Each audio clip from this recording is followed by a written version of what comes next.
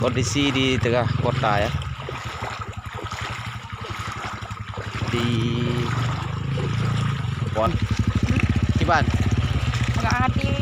Syederalun Gubernur Aceh Muzakir Manaf atau Mualim menerobos wilayah Aceh Tamiang untuk menyalurkan bantuan pada Rabu 3 Desember 2025 malam. Dalam perjalanan menyusuri wilayah terdampak banjir, rombongan Gubernur Aceh kerap mencium bau bangkai menyengat di sejumlah titik. Awalnya rombongan berangkat dari kota Luxmawe dan tiba di Aceh Tamiang sekitar pukul 23 waktu Indonesia bagian Barat. Dalam kondisi gelap malam tanpa listrik, Mualim membagikan bantuan kepada warga hingga pukul 3:15 waktu Indonesia bagian Barat.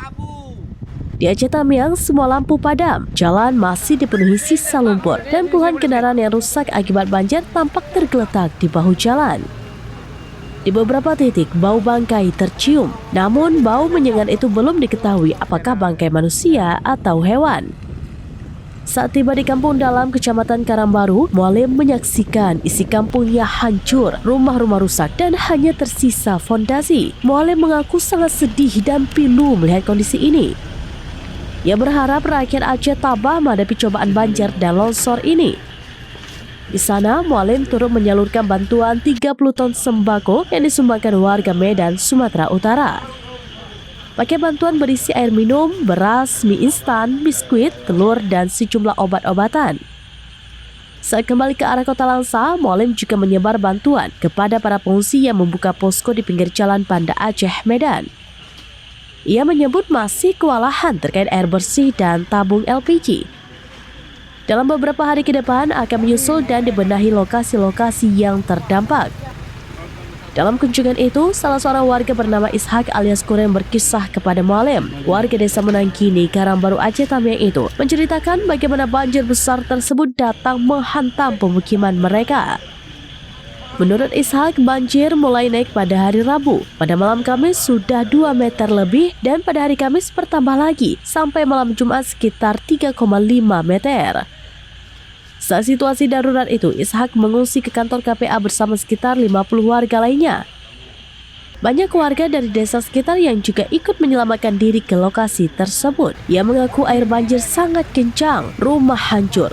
Saat ini pihaknya sangat membutuhkan makanan, air bersih, dan obat-obatan untuk bayi karena banyak anak-anak mulai demam. Kisah serupa juga disampaikan oleh Wahyu Putra Pratama, warga Kampung Dalam, Karangbaru. Menurutnya, air mulai masuk ke pemukiman warga setelah maghrib. Air naik begitu cepat sampai setinggi kabel listrik. Wahyu mengatakan warga hanya bertahan hidup dengan memakan apapun yang ditemukan, mulai dari kelapa, pisang, dan apa saja. Ia bersama warga lainnya terjebak selama 5 hari 5 malam karena banjir baru surut pada hari ke-6 sejak banjir pada Rabu 26 November 2025. Wahyu memprediksi korban jiwa di kampung tersebut mencapai 250 orang, termasuk sekitar 150 yang belum ditemukan. Menurutnya, banjir di Aceh Tamiang ini mirip tsunami, bedanya ini air sungai.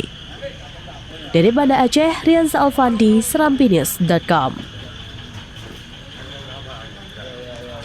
Download Tribun X sekarang, menghadirkan lokal menjadi Indonesia.